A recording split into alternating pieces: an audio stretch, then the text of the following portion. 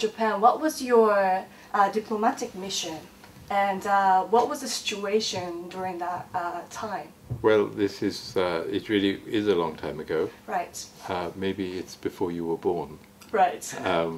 And I was a very junior diplomat. I did a number of different things in the embassy.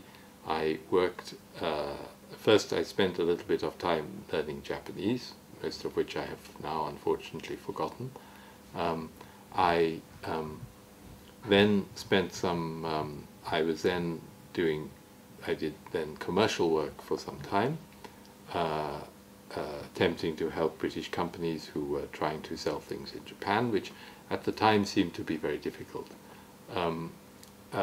And then after that, I was the ambassador's private secretary for a period. Okay.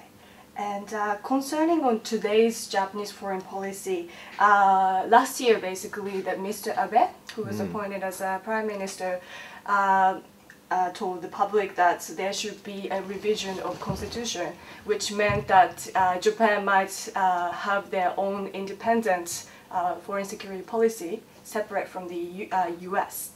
But in this context, I guess this is also a sensitive issue, especially after the World War II. What do you think about the future of Japanese foreign security policy? Do you think it is necessary to have strong tie with the US, or do you think it should go more regionally and cooperate with the other Asian neighbor countries? Well, I think for any country in the world, there are two things that matter in its foreign policy above everything else. One is its relations with its neighbors, and the other is the relationship with the USA. Second matters because the USA is still, in spite of everything, overwhelmingly the dominant power in the world, especially in terms of military power.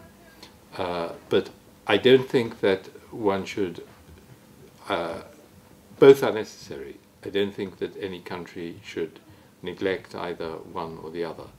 And Japan is itself a country of importance. In terms of GNP, it's the second country in the world. It's been for a long time the leading country in Asia. It's had a profound influence on the whole of Asia. The relationship of Japan and the USA is a central part of Japanese foreign policy, but it should not be the only thing in Japanese foreign policy.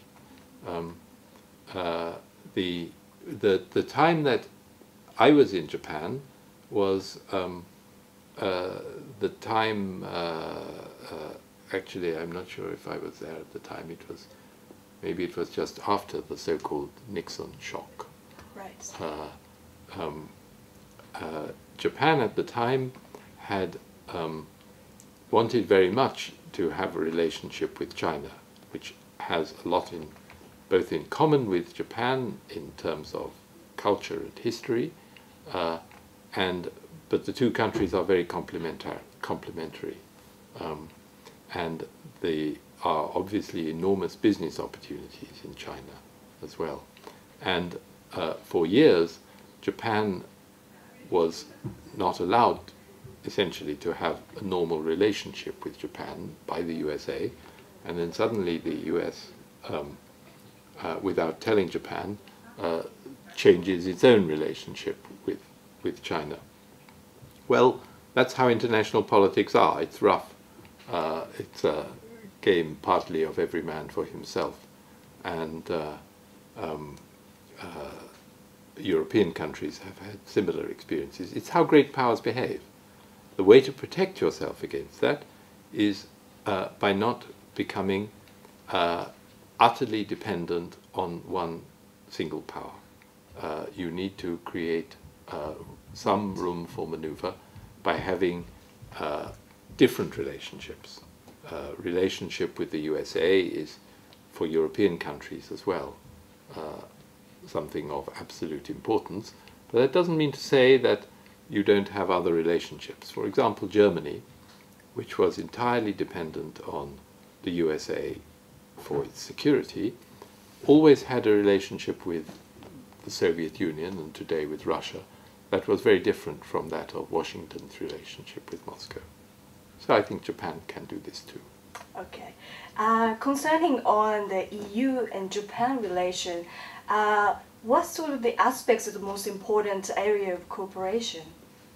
Well, this is, you could say that this is a very boring relationship because there are no real problems. While I was in Japan, there were continual problems, mostly resulting from large Japanese trade surpluses. I'm happy that people seem to have escaped from that. I'm happy that we are operating a more liberal trade system today than we were then.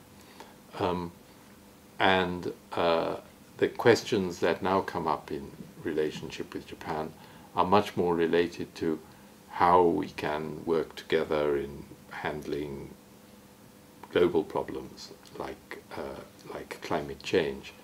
But the relationship is very good and very straightforward, and in that sense, as I said, very boring. But in foreign policy, boring is good. Right. Exciting means that your relationship is problematic. Yeah. Okay. And in your book, The Breaking Nations, you point out that both EU and Japan can be the example of the postmodern states. And Yes. do you think these facts contribute to the good relation between the two? Yes, I think that there are. I think that there are a lot of similarities.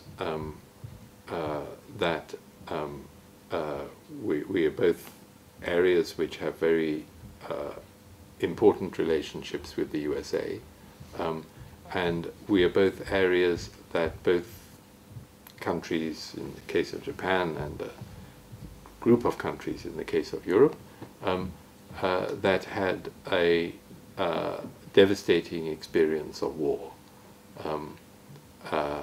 Something that is actually different from the USA. The most devastating war experience that the US had was in fact the American Civil War 150 years ago. But I think that there is a strong commitment both in Europe and Japan to peace. Okay. And although there are some similarities about the sort of the principles such as democracy or human rights between these two regions, but there is still some differences. For example, death penalty in Yes. Japan. How Yes. do you perceive this fact? Well, actually all European countries have now very strong feelings about the death penalty. I'm not sure how everybody else reached this conclusion, but I know that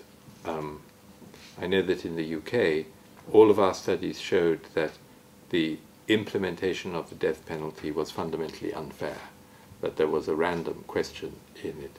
But it's more than just that. I think that it's a dislike of the state killing people.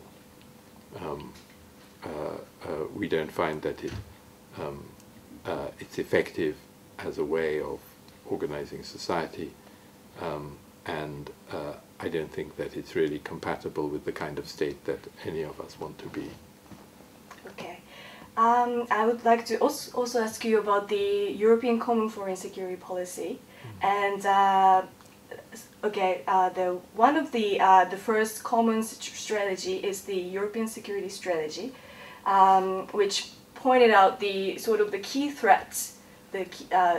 which arises today. But some scholars, for example, claim that it didn't have the sort of the when, where, what to do in terms of like the prevention, like specific Yes. sort of criteria. How do you perceive this? Well, the title European Security